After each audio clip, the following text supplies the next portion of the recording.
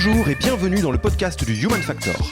Je m'appelle Alexis Eve et tous les mercredis, je vais à la rencontre des startups les plus véloces pour rentrer en détail dans les bonnes pratiques RH qui leur permettent de faire du facteur humain un levier de croissance plutôt qu'un risque. Et c'est aussi beaucoup moins solitaire du coup que de quitter son CDI, de se mettre en freelance du jour au lendemain, ça peut être assez terrifiant quoi.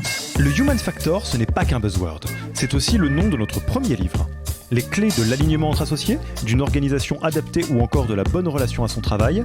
The Human Factor, c'est 100 pages de retour terrain des plus belles startups et de bonnes pratiques actionnables.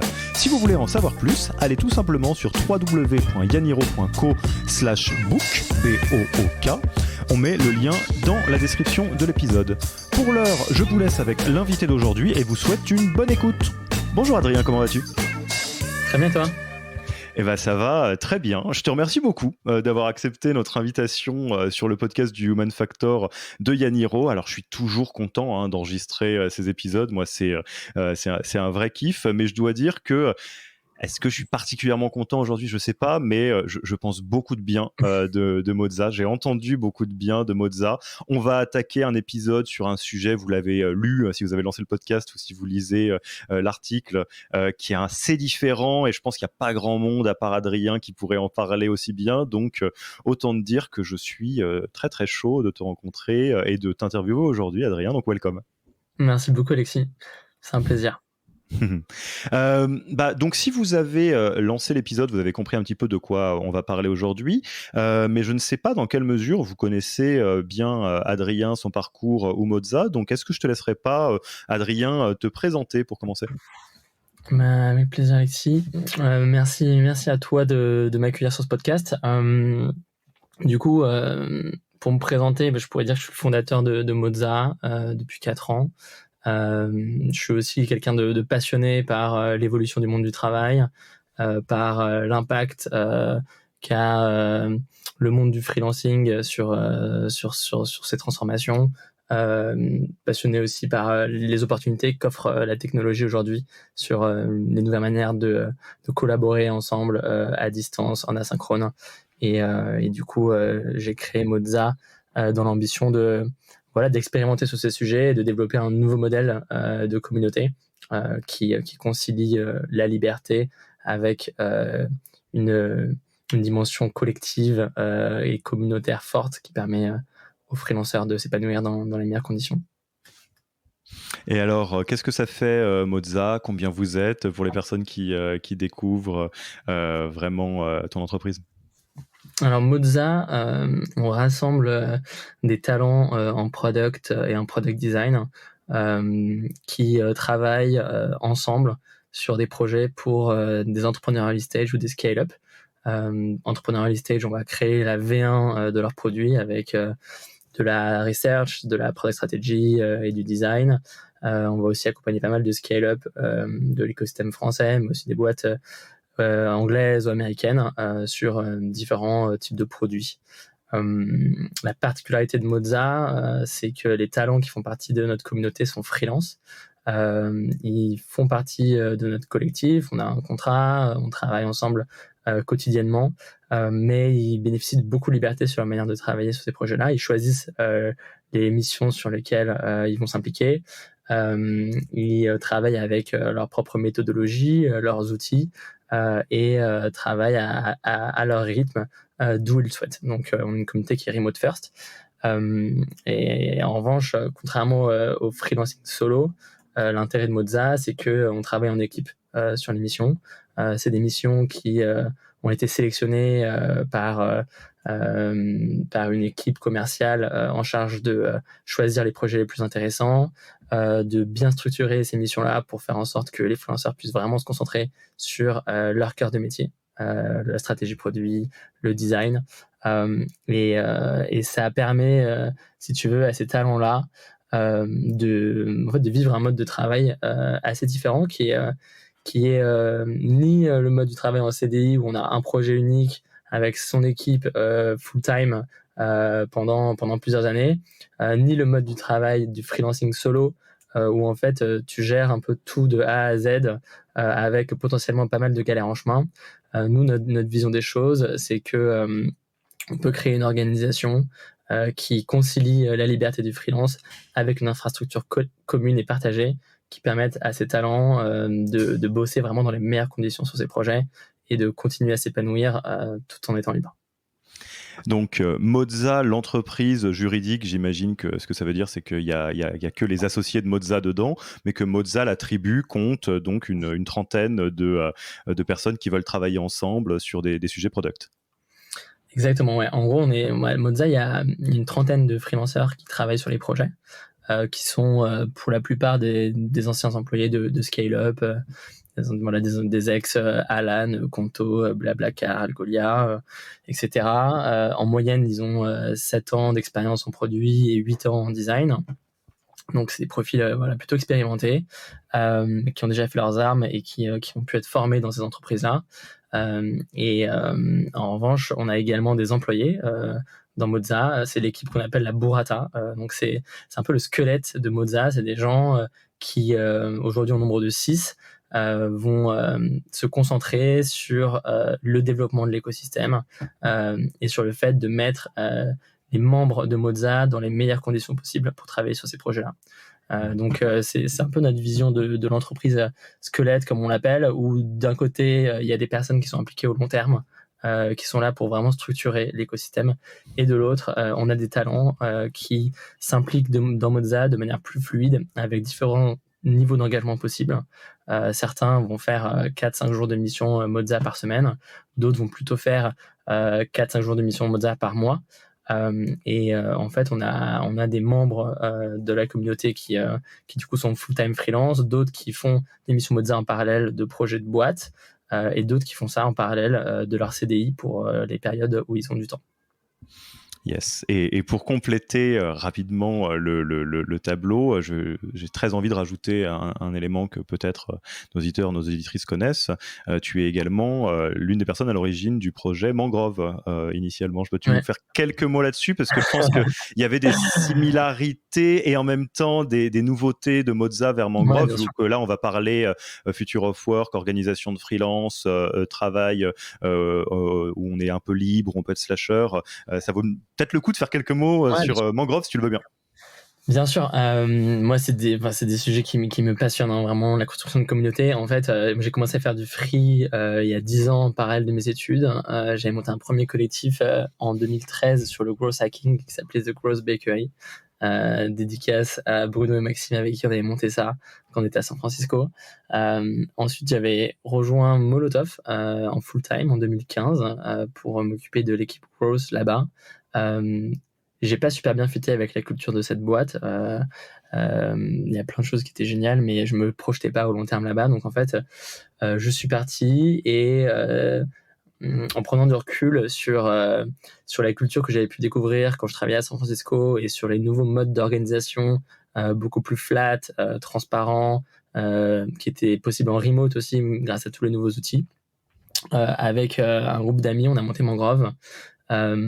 L'idée avec Mangrove, c'était d'inventer une nouvelle manière de travailler où on arrive à concilier l'idée d'une liberté très forte avec celle d'une communauté qui est nécessaire à notre épanouissement personnel, une communauté au sein de laquelle on va pouvoir apprendre les uns des autres, au sein de laquelle on va pouvoir progresser grâce au partage de connaissances, au sein de laquelle on va pouvoir monter des projets ensemble et s'épanouir au sens large en appartenant à un groupe qui nous ressemble.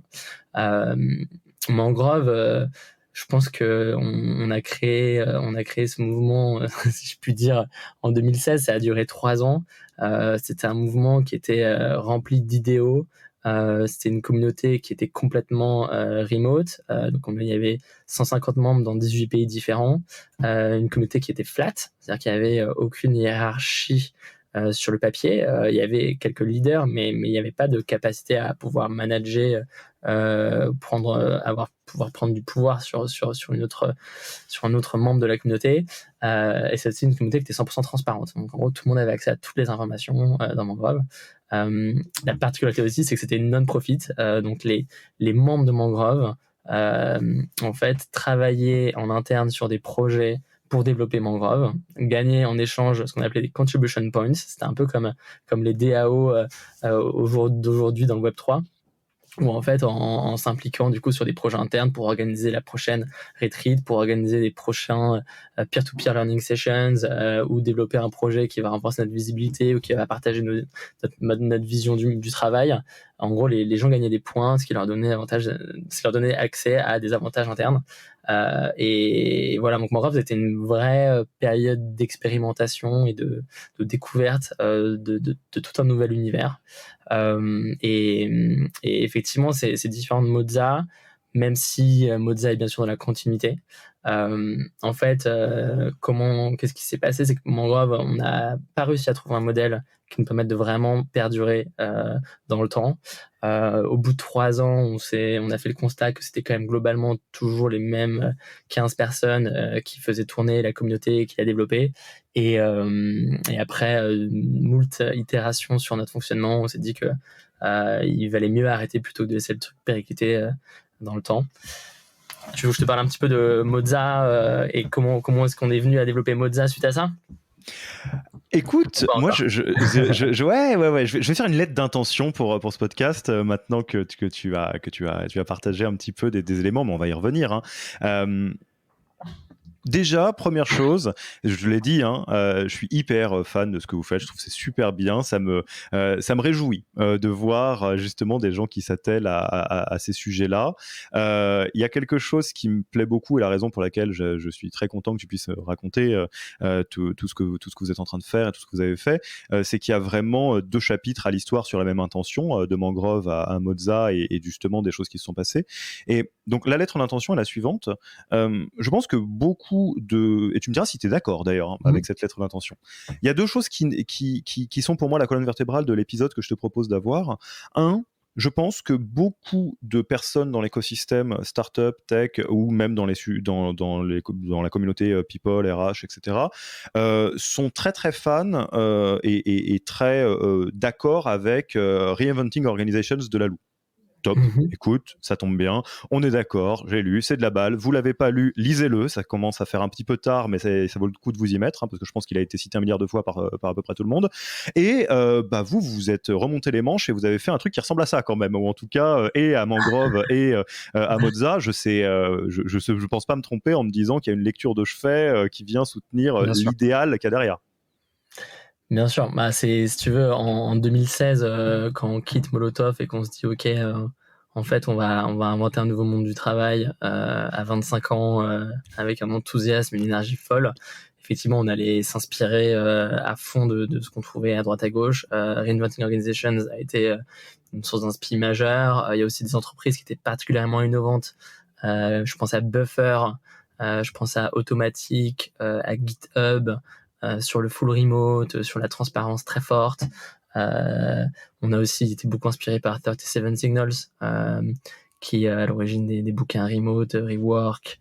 Donc en fait, on a un peu puisé partout à droite à gauche. On avait aussi un mentor en la personne de Isaac Getz, qui était mon prof à l'ESCP, qui a écrit Reinventing l'entreprise libérée. Et du coup, voilà, tout ça nous a permis de un peu venir puiser à différents endroits une énergie, une inspiration. Et je vois vraiment Mangrove aujourd'hui avec le recul comme une merveilleuse période d'expérimentation sur ces questions-là. Et Moza, pour moi, est un peu l'aboutissement de toutes ces réflexions avec une vision plus long terme et plus pragmatique aussi. Donc ça, c'est la première partie de la lettre d'intention, c'est un bouquin de chevet pour beaucoup. Il s'avère que Adrien et d'autres, ils s'y sont frottés à fond les ballons, l'expérimentation, donc je pense que, et la version plus aboutie, donc je pense qu'on a pas mal de choses à découvrir. Et la deuxième, c'est, on parle Future of Work, je pense qu'il y a beaucoup de notions qui sont traversées un peu ou beaucoup par toutes les entreprises et que c'est impossible d'y échapper parce que c'est le futur, hein, globalement. Là-dedans, je pense au remote, je pense à l'asynchrone, je pense à l'intégration de profils freelance qui sont plus juste des faire-valoir. Il y a beaucoup de boîtes qui ont des freelances qui font carrément partie de la maison, même s'ils sont contractuellement organisés différemment. Je pense au slashing. Il y a de plus en plus de profils qui refusent de travailler 5 jours sur 7 pour une entreprise et qui ont besoin de liberté. Je pense à l'autre bout du spectre, à des entreprises qui favorisent le mouvement en libérant du temps. Je pense à Shine, par exemple, où il y a un jour par semaine de freelancing qui fait partie du contrat de travail. Bref, il y a beaucoup de choses qui sont en train d'avancer dans le Future of Work, et il s'avère que Moza est au croisement de beaucoup de choses. En tout cas, vous êtes et dans la revendication, l'intention et la construction, parce qu'il faut construire quand même une boutique qui tourne. Donc ce que je disais, le complet de la lettre d'intention, contrairement à certains épisodes où je vais pouvoir dire, bon, on prend ce sujet et on l'attaque à fond et on regarde par le prisme de Moza ce que ça veut dire, on pourrait faire voilà, le remote, travailler avec des freelances, etc. Moi, je te propose plutôt de décortiquer à fond Moza sous toutes ses facettes pour que chacun, dans les auditeurs et auditrices, puisse en puiser des bonnes pratiques applicables pour un sujet ou un autre, que ce soit justement le remote ou beaucoup plus intéressant encore le Future of Work sur la manière de travailler, etc. Donc, lettre d'intention, proposition, qu'en penses-tu, mon cher Adrien ? Ça me va très bien, avec plaisir, mon cher Alexis. Yes. Alors, on va commencer par replanter le décor de comment ça marche Moza. Tu as parlé, la Burrata, qui est l'équipe full-time, qui est le squelette de l'entreprise, qui sont des employés et qui sont les personnes chargées de consolider, comme un squelette, de faire tenir la structure. Les membres de Moza qui réalisent des missions qui se concentrent sur leur domaine d'expertise. Ça... Comment déjà vous êtes arrivé à l'intention de construire les choses comme ça plutôt qu'autrement, notamment avec l'expérience Mangrove avant ?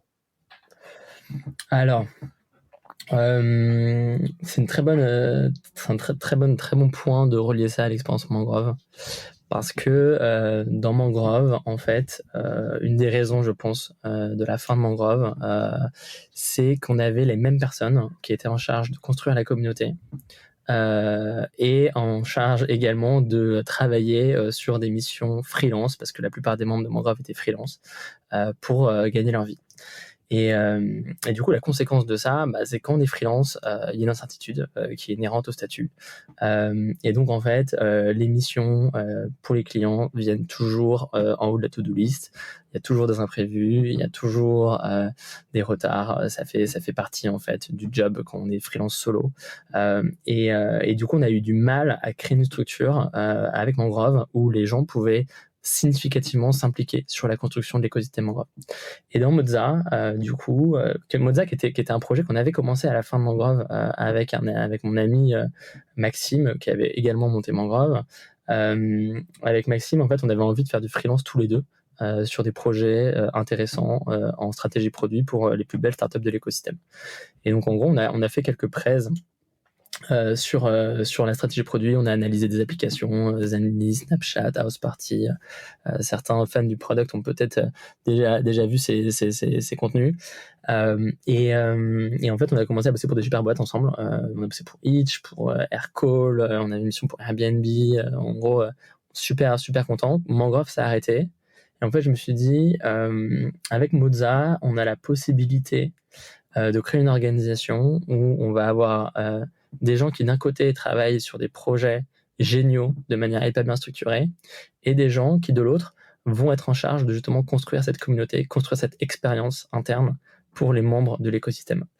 Et c'est un choix qui a été fait très tôt et qui, je pense, va largement payer, parce que ça nous a permis d'investir du temps, de l'énergie, de la recherche sur justement la construction de notre modèle interne et de notre organisation.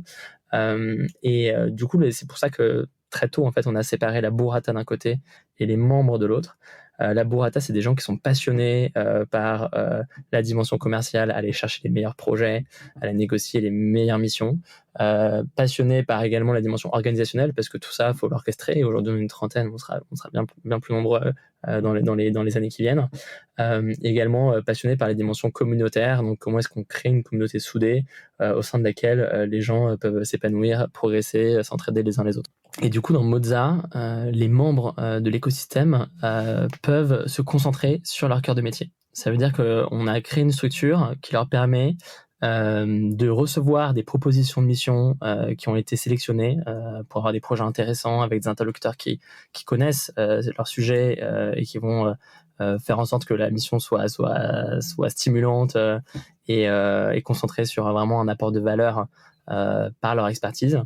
Et ça permet du coup au Mozzaiolo, c'est la dénomination interne, ça permet au Mozzaiolo de vraiment se concentrer sur un métier, quoi. Donc il y a cette volonté de différencier les tâches qui permettent de créer les meilleures conditions possibles de travail sur des missions, des tâches de production de valeur sur ces missions-là. Et du coup, les membres de Moza en fait, vivent une expérience qui, d'une certaine manière, est proche du CDI parce que ils n'ont pas à gérer toute la dimension de prospection, négociation, qui sont en fait des tâches inhérentes normalement au rôle au statut de freelance, mais peuvent se concentrer du coup sur ce qui les intéresse vraiment en fait pour la très grande majorité d'entre eux, c'est-à-dire la stratégie produit, c'est-à-dire le product design et vraiment en fait apporter de la valeur à ces entreprises par leur expertise.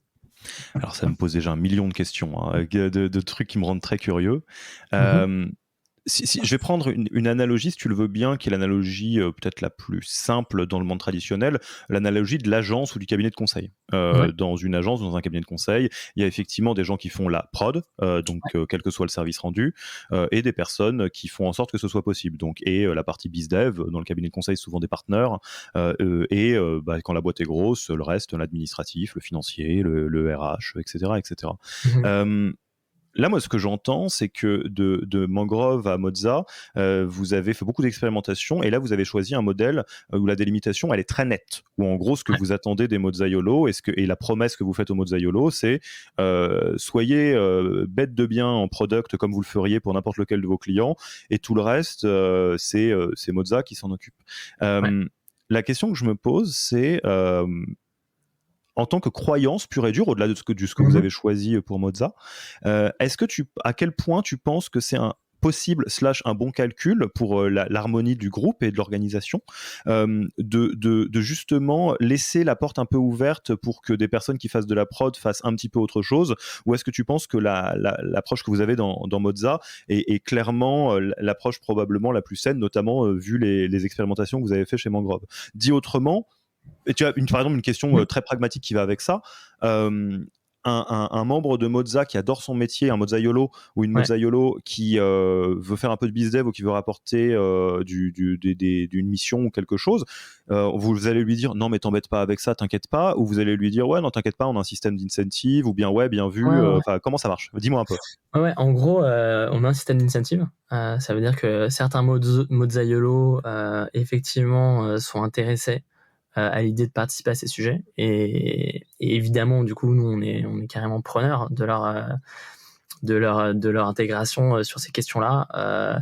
Il y a plein de manières de participer à ça. Ça peut être en participant à des calls avec des clients pour bien identifier leurs besoins et du coup réfléchir à comment est-ce qu'on va structurer le projet avec la meilleure approche possible pour avoir un impact final important. Ça peut être en apportant des leads à l'écosystème et du coup effectivement il y a des systèmes d'incentive de rémunération là-dessus. Maintenant, ce qu'on observe, c'est que en réalité, les talents avec lesquels on travaille préfèrent se concentrer sur les missions. Et nous, en fait, on leur garantit un certain nombre de jours de mission tous les mois, donc il y a plus du tout d'inquiétude d'un point de vue commercial. Et en fait, la plupart d'entre eux vont plutôt, à côté des missions, se concentrer sur soit le développement de leurs compétences, progresser sur leur métier, lire, apprendre avec d'autres personnes sur des workshops, etc. Soit faire complètement autre chose, développer une boîte, voire apprendre une nouvelle skill qui n'est pas professionnelle, quoi. Donc dans les faits, nous, on est ouverts, bien sûr, mais en réalité, les talents en tout cas qui font partie de Moza sont plus friands de rester focus sur leur top skills. Ce que je comprends, tu me dis si je comprends de travers ou pas, c'est que on passe d'un modèle où certaines des responsabilités qui sont hors prod, donc faire son métier, les responsabilités hors prod, pardon, passent de quelque chose qui fait un tout petit peu partie du contrat, du genre voilà, je fais partie de la tribu X et on s'attend à ce que tu ramènes du bise ou on s'attend à ce que tu fasses vivre la communauté, etc. On passe de quelque chose où tout ce qui est hors métier pur et dur reste une option mais un bonus. C'est-à-dire, si tu fais ça, on saura t'incentiver parce qu'il n'y a pas de raison que tu en touches pas une récompense. Mais si tu le fais pas, il n'y a aucun problème. Exactement.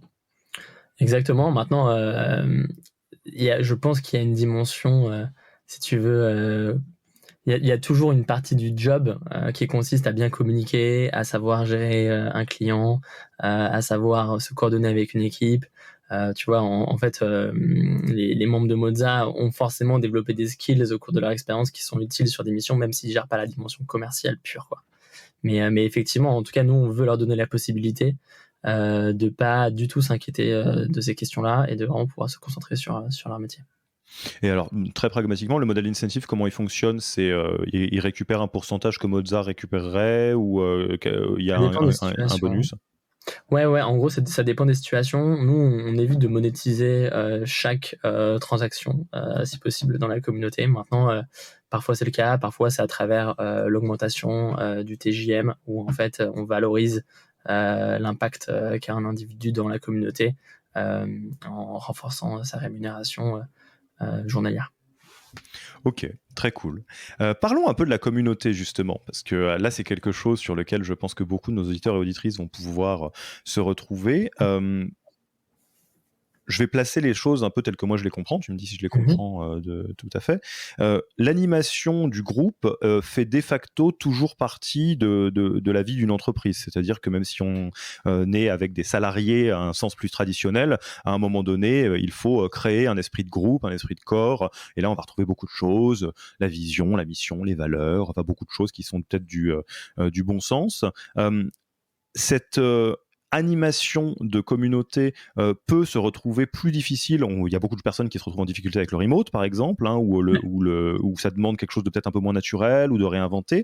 Quand on travaille avec des freelances, on est face à un niveau de complexité qui est supplémentaire parce que par nature, les freelances ont une position indépendante qui est choisie. Ouais. C'est-à-dire que il n'y a pas quelque part le contrat de salariat qui crée une certaine forme je sais pas comment on pourrait dire, mais de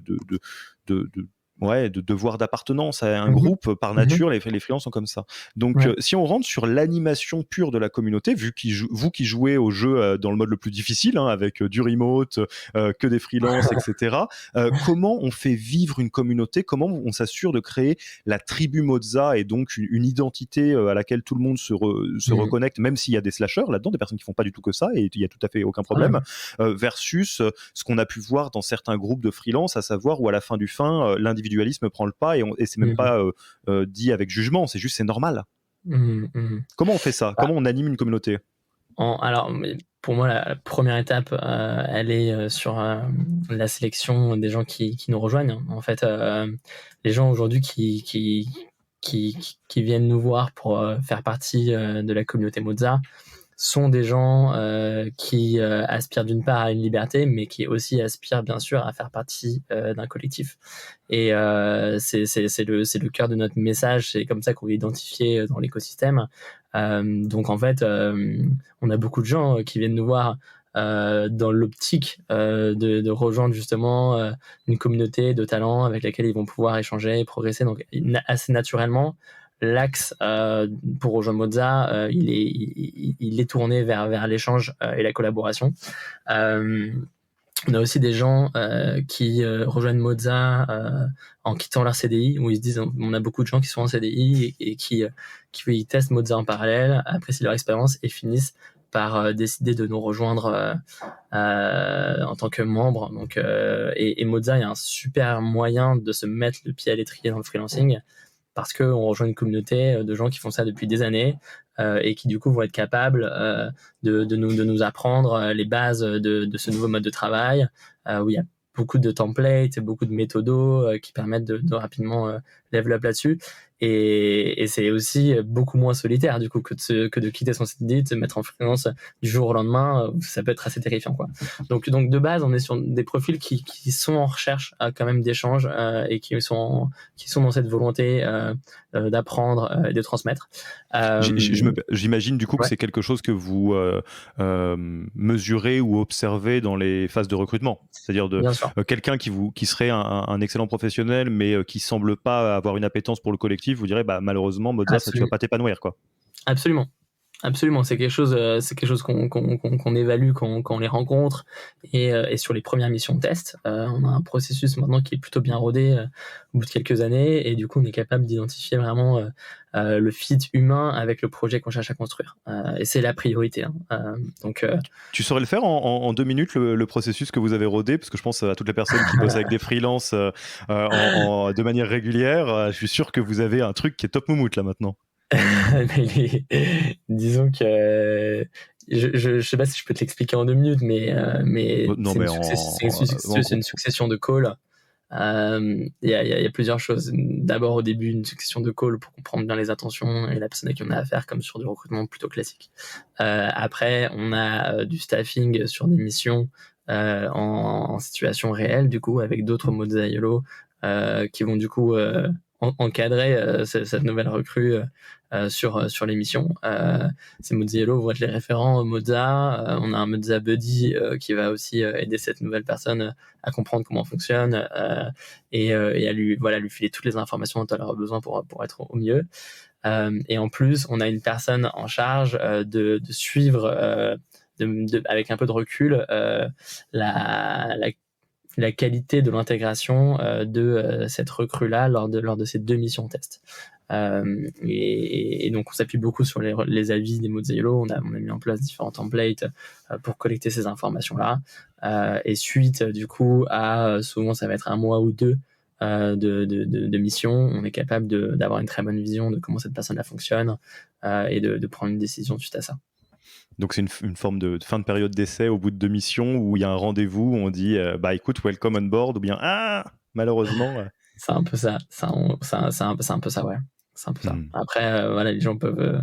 Il y a pas dans Mozza, une fois qu'on rejoint la communauté, il y a différents niveaux d'engagement qui sont possibles.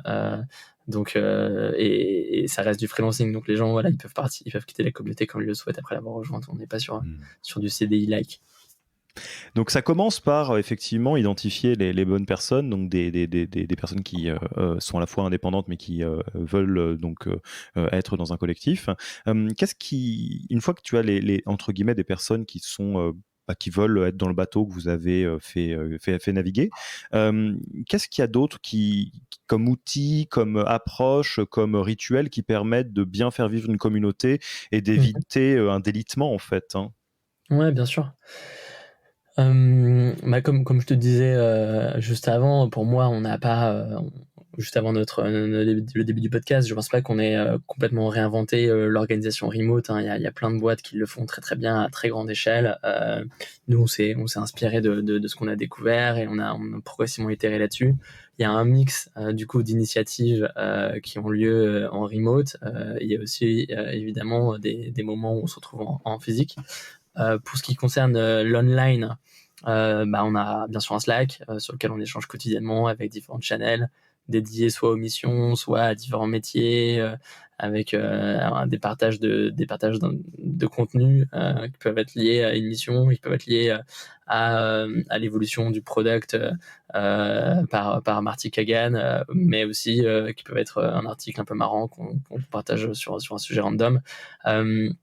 Il y a des calls avec des calls réguliers, du coup hebdomadaires, où on partage les updates sur les missions en cours, on partage les missions qui arrivent, on partage aussi un peu un point sur les recrues, bref, et les prochains projets qui sont en train de développer dans Mozart.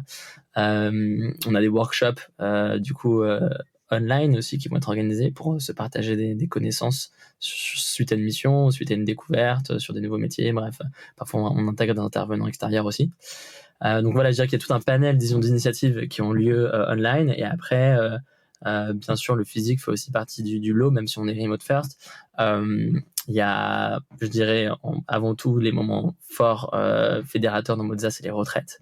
Donc tous les trimestres, on loue une grande villa au bord de la mer ou un chalet à la montagne et on se retrouve pendant une semaine tous ensemble pour bosser sur nos missions, mais aussi réfléchir ensemble à l'évolution de la communauté, initier éventuellement certains projets. Donc c'est des moments hyper cool pour rencontrer les gens dans un contexte un peu différent que Google Meet.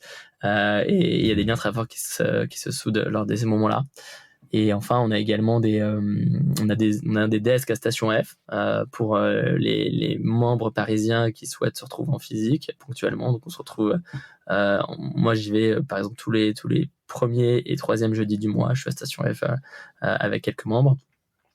Et enfin, on organise des apéros également à Paris. Là, il y en a un qui va avoir lieu à Lisbonne parce qu'on commence à avoir pas mal de mozzaiolo à Lisbonne. Et donc voilà, c'est d'autres moments aussi plus informels qui sont sympas entre les retreats. Et tu parlais d'expérimentation pendant la période mangrove. Sur le sujet vraiment spécifique de l'animation de communauté et donc de créer un collectif pour que tout le monde s'y sente vraiment connecté, etc. C'est quoi les principales nouveautés, j'allais dire, entre Mangrove et Mozza? Qu'est-ce que vous avez ajouté? Qu'est-ce que vous avez modifié? Qu'est-ce que vous avez enlevé? Parce que vous aviez déjà expérimenté beaucoup de choses, donc. Ouais. Bah, en fait, Mangrove, le cœur de notre travail, c'était de construire cette communauté. Donc, effectivement, on a testé énormément de choses. On avait mis en place plein de Slack-bots. Je te parlais de l'attribution des points, comme dans une DAO. En gros, on a passé beaucoup de temps là-dessus. Peut-être un peu trop avec le recul. Avec Mozza, là, il y a une priorité qui est de travailler dans les meilleures conditions possibles sur des projets intéressants en équipe. Et autour de ça, du coup, on met en place différentes initiatives. Je pense qu'on est encore au début, en réalité, de ces sujets-là.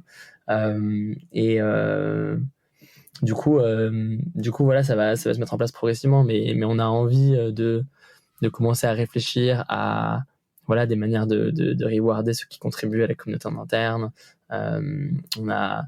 On a plein d'idées de bots à développer aussi pour créer du lien, mais aussi on est moins nombreux que Mangrove. Pour l'instant, on est une trentaine, donc aujourd'hui, ça se fait de manière assez organique encore. Et voilà, on a plein de trucs dans les tuyaux, mais pour l'instant, ça reste assez simple. Ok. Donc là, c'est vraiment très... on a vraiment fait le sujet recrutement et animation. Alors, je vous invite, si vous nous écoutez, à en tirer les bonnes conclusions sur comment est-ce que vous pouvez interagir avec les freelances qui sont très souvent à vos côtés, mais qui ne sont pas directement des collaborateurs, des salariés. Peut-être qu'il y a des choses à imaginer. Si vous faites beaucoup de remote et que vous ne savez pas par quel bout le prendre, ce que je comprends en filigrane, c'est que c'est bien de créer des rituels et des raisons de se rencontrer beaucoup pour éviter justement trop de solitude. Si on prend d'autres moments, j'allais dire, de la vie RH un peu standard d'une entreprise et vous dans vos aspects entre guillemets avec toutes les particularités de Mozza, prenons la rétention, c'est un terme qui n'est pas très joli, mais globalement, n'importe quelle entreprise essaye d'éviter le churn, d'éviter qu'il y ait trop de personnes qui partent, parce que souvent c'est mauvais signe. Qu'est-ce que vous faites consciemment pour vous assurer que les mozzaiolo restent aussi longtemps que c'est sain, on va dire. Après, évidemment, il y a des moments de vie, on peut bouger, ça, il n'y a pas de raison. Mais comment on garde les mozzaiolo contents chez Mozza? Très bonne question. Et en même temps, j'ai envie de commencer ma réponse en te partageant un peu notre vision des choses justement sur ces questions de rétention. C'est-à-dire que Mozza, on l'a construit en considérant que dans la vie professionnelle d'un individu, il y a différentes phases. Il y a des phases où tu as envie d'être en CDI, full-time, et travailler de manière très intense avec ton équipe sur un projet unique avec un gros focus. Et le CDI est génial pour ça. Il y a d'autres moments dans ta vie où tu as envie d'avoir un rapport un peu différent. Peut-être voir passer plus de projets, avoir un peu plus de variété, travailler avec différentes personnes, rencontrer du monde, peut-être pas forcément travailler 5 ou voire 6 jours par semaine, mais se laisser du temps pour éduquer ses enfants, pour voyager, apprendre des nouvelles compétences. Et du coup, en fait, dans Mozza, on a un rapport à la communauté et aux individus qui en font partie, qui je pense est assez respectueux de ces rythmes. Et du coup, aussi bien on peut accueillir très facilement du coup des profils qui viennent de quitter les CDI, il y a aussi des profils qui quittent Mozza pour rejoindre des boîtes en CDI ou pour monter des projets. Et nous, c'est un truc avec lequel on n'a aucun problème. Et en général, c'est pour rejoindre des super boîtes avec des postes assez haut placés. Et du coup, c'est plutôt même une célébration de voir que Moza a aussi contribué à l'épanouissement de ces individus-là. La particularité aussi de Moza, du coup, par rapport aux entreprises plus classiques, c'est que quand quelqu'un quitte Moza, entre guillemets, pour rejoindre une boîte en CDI, on garde un lien fort avec cette personne-là. Parfois, elle continue à faire quelques missions Moza en parallèle. Et il y a déjà plusieurs personnes qui sont revenues de leur CDI et sont retournées dans Moza, en fait. Et du coup, il y a une forme de lien un peu ad vitam aeternam qui se crée avec les Mozaiolos, qui fait qu'en fait, ils voient Moza comme une sorte de communauté qui n'est pas dépendante d'un statut de CDI comme on le serait dans une boîte plus traditionnelle, mais plus une communauté de talents avec lesquels on partage des valeurs humaines et avec lesquels on va avoir différents niveaux d'implication, parfois faire beaucoup de missions sur des périodes où on a envie de faire du freelance et d'avoir beaucoup de projets, parfois de manière beaucoup plus légère en venant aux apéros et en faisant éventuellement une ou deux missions en parallèle d'un projet sur lequel on est focus. Et je trouve qu'il y a un truc assez innovant là-dedans qui nous permet d'avoir un rapport hyper sain en fait avec ces talents-là, quoi. Donc en fait, on coupe pas les ponts avec ces talents quand ils décident de changer de statut. Ça, c'est un premier point. Après, évidemment, du coup, la rétention, c'est quand même quelque chose qui est important pour nous. On veut que les gens se sentent bien, donc c'est la vocation de Moza, hein. On essaie de créer l'expérience professionnelle la plus épanouissante possible pour ces profils. Et du coup, qu'est-ce qu'on fait? Il y a d'abord la priorité, je te le disais tout à l'heure, c'est vraiment de faire en sorte que les missions soient les plus quali possibles, sujet hyper intéressant, avec des interlocuteurs hyper intéressants, et en travaillant en équipe avec d'autres profils avec lesquels on se sent bien.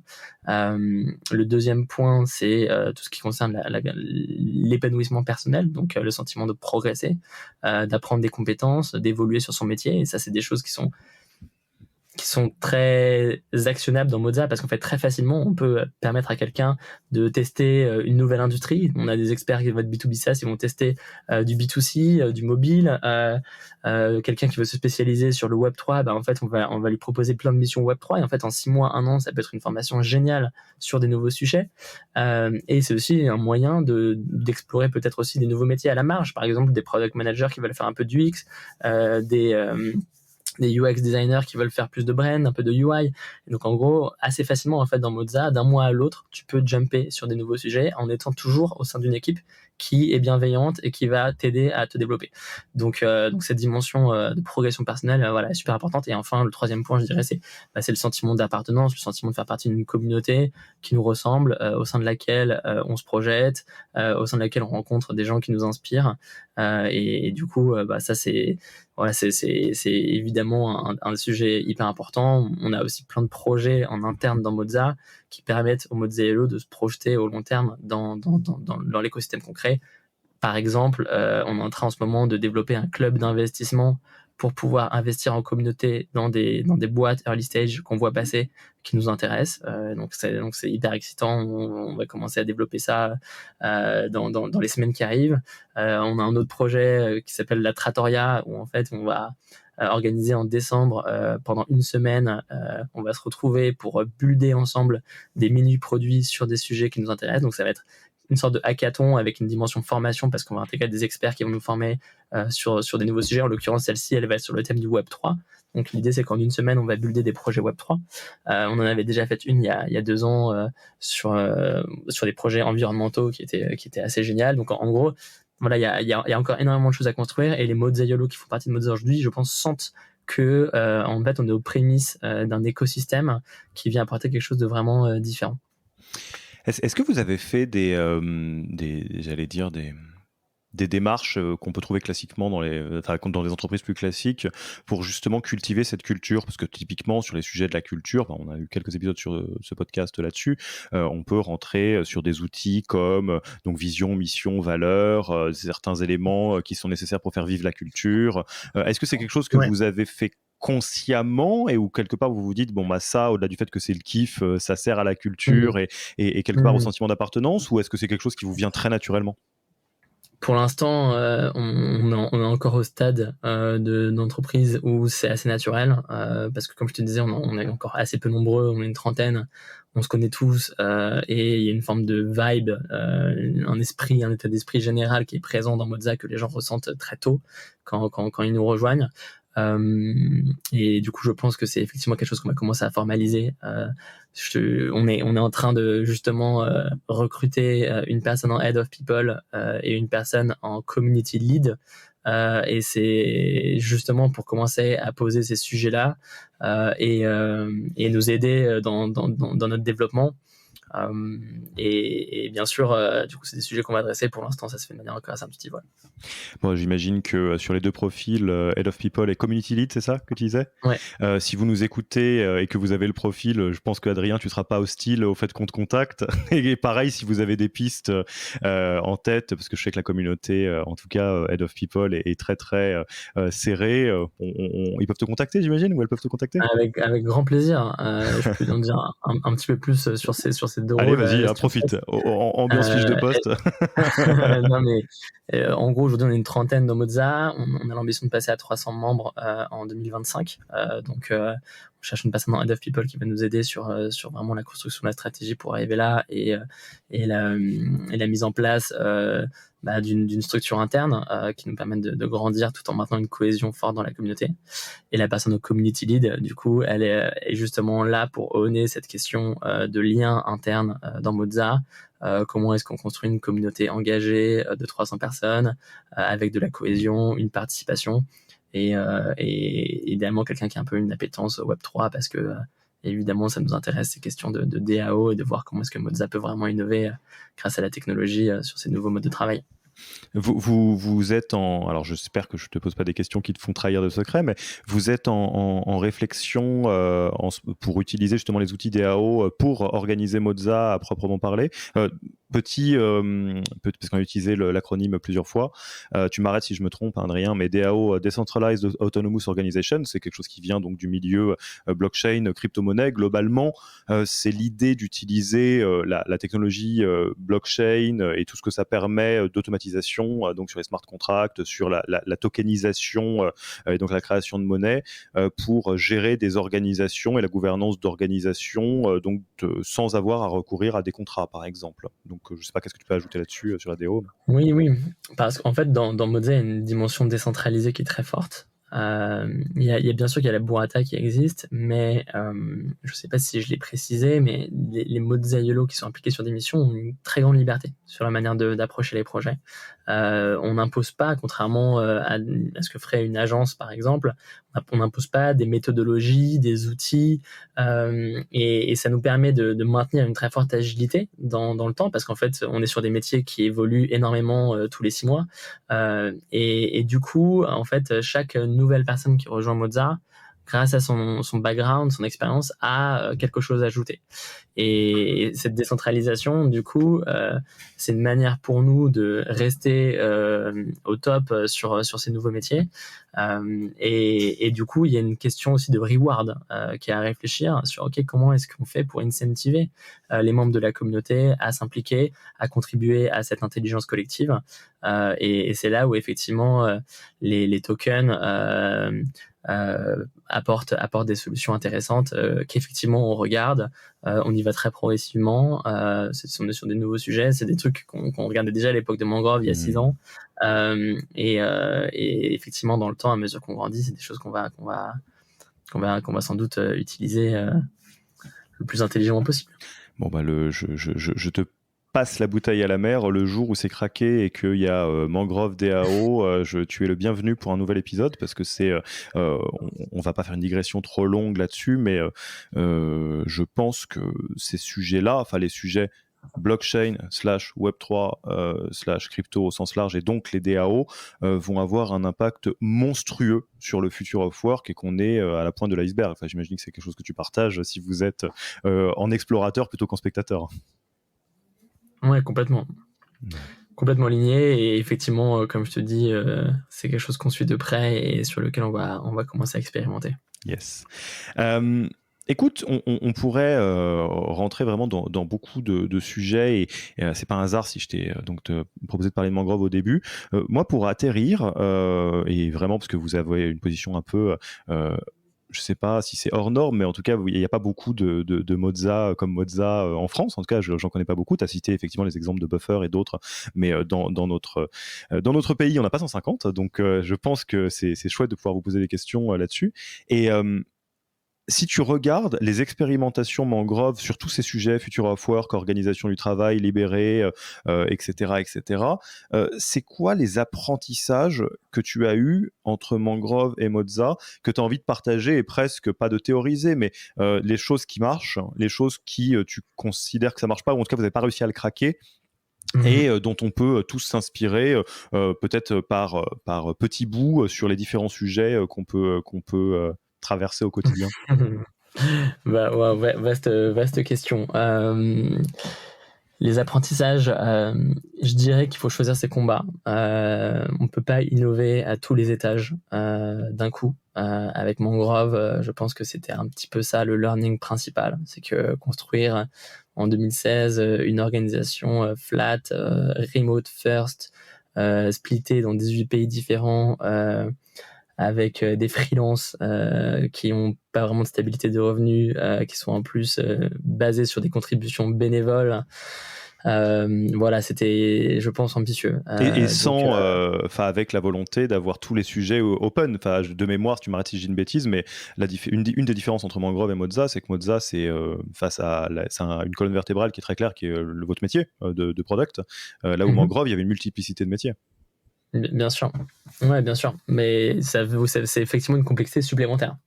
Et du coup, pour moi, Moza est une réponse à cette complexité-là, c'est-à-dire on a fait des paris sur certains aspects, la liberté individuelle très forte, le remote, mais on a aussi décidé de se concentrer sur certains métiers, en tout cas pour commencer. On a aussi décidé d'internaliser certaines fonctions structurantes et au contraire de donner une liberté très très forte sur les métiers qui font notre expertise en évolution constante. Donc voilà, je pense que choisir ces combats, c'est sans doute un des meilleurs learnings, je pense, en ce qui concerne l'innovation RH. On a aussi fait le choix dans Moza de ne pas lever des fonds, d'être une entreprise autofinancée qui du coup peut avancer à son rythme, qui est un rythme humain. Et ça c'est une vraie fierté parce que pour arriver à une communauté de 30 personnes qui tournent comme aujourd'hui, il a fallu 4 ans de travail. Maintenant, on continue de bien progresser et on sera sans doute une cinquantaine en fin d'année.